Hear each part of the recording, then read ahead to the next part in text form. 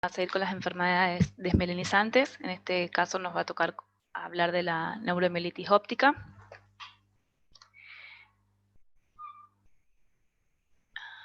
Bueno, la neuromielitis óptica o enfermedad de Vick es un trastorno autoinmune del sistema nervioso central, que va a estar compuesto, como dice su nombre, por una mielitis aguda, que es un cuadro neurológico, que puede ser agudo o subagudo. Estamos hablando de un cuadro agudo cuando tiene síntomas de más de 4 horas y un subagudo en menos de 4 semanas de evolución, que va a tener una afectación del sistema motor, del sistema sensitivo y del sistema autonómico.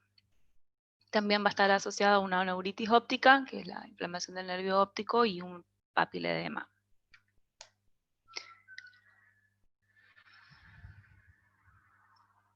Bueno, la neuromielitis óptica está asociada a los anticuerpos de los canales de aquaporina 4, ¿sí? Que estos se van a estar ubicados en la corteza cerebral, en la cerebelosa. También va a estar ubicado en la porción posterior del nervio óptico, en las células de la retina, en el epéndimo, en el hipocampo y en la médula espinal. Es una enfermedad que afecta con mayor frecuencia a las mujeres. Generalmente se dan los adultos o los jóvenes, o los adultos jóvenes, aproximadamente entre 30 y 40 años. Y su fisiopatología dice que la activación de los anticuerpos contra estas aquaporinas 4 va a generar un depósito de las inmunoglobulinas y el complemento, lo que va a llevar a la pérdida de estas proteínas de las aquaporinas 4 en los astrocitos, y eso va a llevar al acúmulo de los polimorfonucleares, va a llevar a una desmielinización una desmielinización inflamatoria y la necrosis. También está asociada a otras enfermedades como inmunológicas, como el lupus eritematoso sistémico, la tiroiditis de Hashimoto y el síndrome de Sjögren, que dice que cuando están asociadas, o sea, una neuromielitis óptica con estas enfermedades autoinmunes, se habla de un espectro de neuromielitis óptica. Una característica importante es que no va a afectar a la sustancia blanca y no va a producir síntomas encefálicos. La clínica se basa en la pérdida de la agudeza visual. Vamos a tener síntomas de mielitis, como por ejemplo cuadriparesia o paraparesia, retenciones urinarias, espasmo, dolor en la región cervical o lumbar.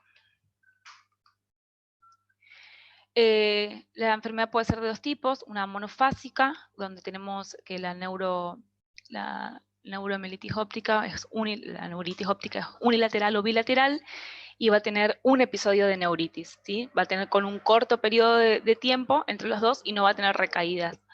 Es de presentación de menor frecuencia. Y la recidivante, que son los brotes o recaídas, sí que es el que más frecuentemente se ve. El diagnóstico se hace básicamente por el líquido cefalorraquídeo y las imágenes, o sea, la resonancia magnética. En el líquido cefalorraquídeo lo que vamos a tener son los pleocitos a predominio de los polimorfonucleares, los neutrófilos y los eosinófilos. Bueno, los criterios de Wingerchuk. En el 2006 habían hecho los criterios diagnósticos propuestos para las neuromielitis ópticas, y decía que teníamos, para hacer un diagnóstico de esta enfermedad, tenemos una neuritis óptica, una mielitis aguda y al menos 2 de los siguientes de estos 3 criterios. La lesión espinal contigua de al menos 3 segmentos, las lesiones cerebrales evidenciadas en resonancia magnética que no cumplan los criterios para esclerosis múltiple, y la presencia de el antígeno de la inmunoglobulina G, NMO. Los hallazgos imagenológicos en esta enfermedad van a ser: en la resonancia magnética tenemos, como habíamos dicho, que era uno de los criterios, el compromiso de al menos 3 cuerpos vertebrales. Vemos en esta resonancia en un corte sagital en un T2, vamos a ver en la médula espinal estas hiperintensidades que van a abarcar más de 3 cuerpos vertebrales, 3 segmentos vertebrales. Generalmente van a estar ubicadas a nivel cervical o dorsal alto. Y otra de las características que tiene esta patología es que en un corte axial debe afectar más del 50% de la médula, como en este caso. Un signo característico que tiene esta patología es el bright spotty, que son esas lesiones brillantes, hiperintensas en T2, en toda la columna, que se puede ver en un corte axial. También este foco hiperintenso es característico de esta patología. Si bien la resonancia de cerebro puede ser normal, decían que muchas veces se pueden encontrar lesiones hipotalámicas, también se pueden ver el realce luego de la mediación del material de contraste, de los nervios ópticos. Se puede ver que hay un realce intenso y un ensanchamiento de los mismos. Generalmente esta inflamación de los nervios ópticos se da en los cuadros, en los episodios agudos. Su extensión puede ser variable y también puede, como en este corte axial, podemos ver que tiene un realce a nivel del quiasma óptico. Bueno, estas son cortes de resonancia donde con mayor frecuencia se pueden ver las lesiones. En este corte sagital se puede ver estas lesiones hiperintensas que van a afectar al tercer ventrículo y van a tener una extensión al hipotálamo. Después vemos en este corte axial que va a tener esta hiperintensidad tercer ventrículo, digamos. En este corte coronal podemos ver estas lesiones, un realce subependimario en los ventrículos laterales. Se pueden ver bien estas lesiones. Habíamos dicho que los canales de Aquaporina se ubicaban alrededor de anatómico de acá. Y en este corte tenemos la hiperintensidad a nivel del diencéfalo.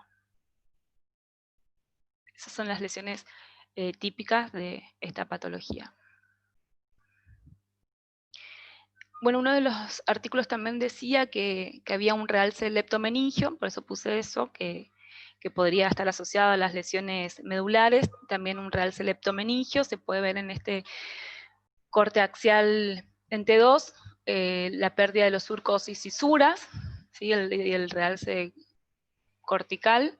Y en este axial con gadoliño se puede ver el realce leptomeningio, ¿no?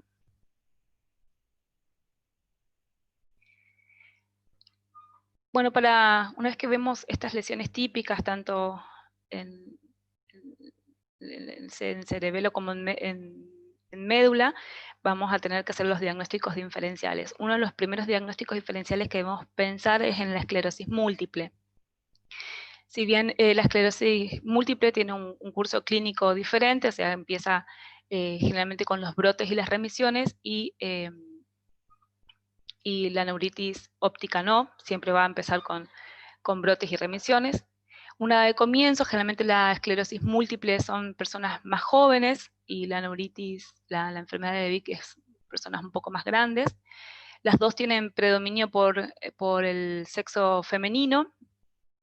La resonancia de cerebro, generalmente la esclerosis múltiple va a tener lesiones en la sustancia blanca periventricular, y habíamos dicho que la neuromielitis óptica no, que usualmente la resonancia de cerebro es la normal, o por ahí podía tener algunas lesiones en la sustancia blanca, pero de aspecto inespecífica, o en el hipotálamo, también en el cuerpo calloso, o en el tronco cerebral, como habíamos visto en los cortes de resonancia. En la resonancia de la médula tenemos las lesiones medulares, que tenía que afectar menos de 3 segmentos, la esclerosis múltiple, y la característica de la neuromielitis óptica era que las lesiones son más extensas y afectan más de 3 segmentos. También lo podemos diferenciar por el líquido cefalorraquídeo, que tiene, en la esclerosis múltiple tiene una moderada pleocitosis con predominio de los monomorfonucleares, y la neuromielitis óptica una pleocitosis con predominio de los polimorfonucleares. Bueno, en este corte axial, en un corte sagital, en un FLEAR se puede ver las lesiones típicas de la esclerosis múltiple, periventriculares, son mucho más extensas, de aspecto digitiforme. En el corte axial también podemos ver que tiene mayor afectación de la sustancia blanca periventricular. Otro de los diagnósticos diferenciales que debemos hacer son las causas infecciosas. Cuando vemos esta patología de la médula espinal, si bien vamos a tener en la historia clínica los datos sistémicos de infección o tenemos antecedentes de viajes recientes, y las infecciones que pueden generar estas lesiones son los herpes virus, por ejemplo, los herpes simple, la varicela zoster, Epstein-Barr, el citomegalovirus, el HIV, sífilis y las esquistosomiasis pueden generar lesiones similares. Otro de los diagnósticos diferenciales son los trastornos neoplásicos y paraneoplásicos, como por ejemplo los linfomas de las células B, que van a afectar muchas veces al cordón medular, los astrocitomas y los ependimomas. El diagnóstico definitivo se hace por una biopsia espinal, ¿sí? Y se va a sospechar un paraneoplásico cuando los marcadores tumorales van a dar positivo. En este caso, tenemos una paciente con un antecedente de cáncer, vemos a nivel medular estos cambios en la señal, en el T2 y en el T1 con contraste, que tiene un realce. Bueno, en este caso tenemos el PET que tiene una hiperactividad metabólica, ¿no? El astrocitoma es otro de los diagnósticos diferenciales. Podemos ver en el corte sagital esta lesión que es iso o hipointensa ante 1, que en el T2 vemos a nivel de la médula acá abajo una hiperintensidad de aspecto quístico, y que tiene un realce heterogéneo luego de la administración del material de contraste. También vemos en el corte axial que la lesión es mucho más periférica. El ependimoma tiene un crecimiento mucho más lento, su localización a comparación del anterior es más central, se puede ver en este corte axial, una localización central en la médula ósea, tiene siringohidromelia, se pueden ver acá en el T2. En el T1 vemos que es hipo o isointenso y tiene un realce también heterogéneo después de la administración del gadolinio.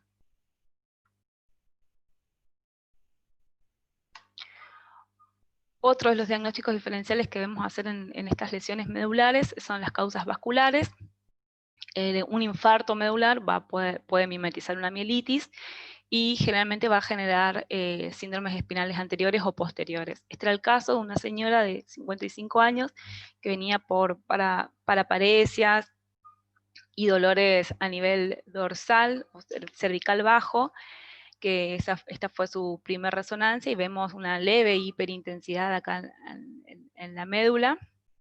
Vemos en el corte axial también pequeñas hiperintensidades, pero luego de 3 días se le vuelve a hacer una resonancia por la persistencia de los síntomas y vemos que tiene un avance bastante rápido, progresivo, ¿no? Esta esta paciente tenía un líquido cefalorraquídeo normal, entonces se llegó al diagnóstico de un infarto medular. Las causas nutricionales también son importantes como diagnósticos diferenciales. El déficit de B12 y cobre, ¿sí? El déficit de B12 va a tener predomina la afectación en los cordones posteriores y en los laterales. Se puede ver en este corte sagital la hiperintensidad del cordón medular posterior, y en este corte axial también a nivel posterior esta hiperintensidad de la médula. Vamos a tener en la historia clínica los antecedentes de una cirugía gastrointestinal o alteraciones en la alimentación. Y el déficit de cobre también puede causar una neuritis óptica. Esto es para más o menos ubicarnos cuando vemos las lesiones medulares. Cuando tenemos una afectación de la zona anterior medular, podemos pensar como un diagnóstico diferencial un infarto medular. Cuando tengamos una sección completa, una alteración a nivel completa, una mielitis transversa o más del 50%, como habíamos dicho en esta enfermedad de Vick, más del 50% en un corte axial. Cuando teníamos afectación de los cordones posteriores, déficit de B12 o cobre. Los cordones laterales y posteriores, una esclerosis múltiple. Cuando hay una afectación en la porción central, podemos pensar en los ependimomas o en las mielitis infecciosas. Y cuando tenemos una afectación de la porción central y excéntrico, como habíamos visto, en el astrocitoma. Bueno, el tratamiento básicamente se basa en evitar la cuadriparesia, la afectación del nervio óptico y la falla ventilatoria de estos pacientes. Como tiene afectación al bulbo raquídeo, generalmente hacen fallos ventilatorios. Se utiliza la metilprednisona, corticoides, 1 gramo día, 5 días seguidos, y después prednisolona por vía oral. Si no llegan a funcionar los corticoides, se usa la plasmaféresis como segunda opción. Y también se vio que el uso del interferón beta 1 y la azatioprina estaban teniendo resultados este último tiempo. El pronóstico no es muy bueno, es peor que la esclerosis múltiple. El diagnóstico visual, más que nada, necesita por eso el tratamiento rápido y agresivo para prevenir las recurrencias, porque va a generar una ceguera total, una discapacidad. Tiene en cada recaída, esta neuritis ópticas en cada recaída tiene un déficit residual, y tiene una mayor mortalidad en los pacientes que tienen 2 ataques por año y los que tienen asociadas las enfermedades autoinmunes que habíamos dicho que eran como un espectro de neuromielitis óptica. Bueno, y eso es.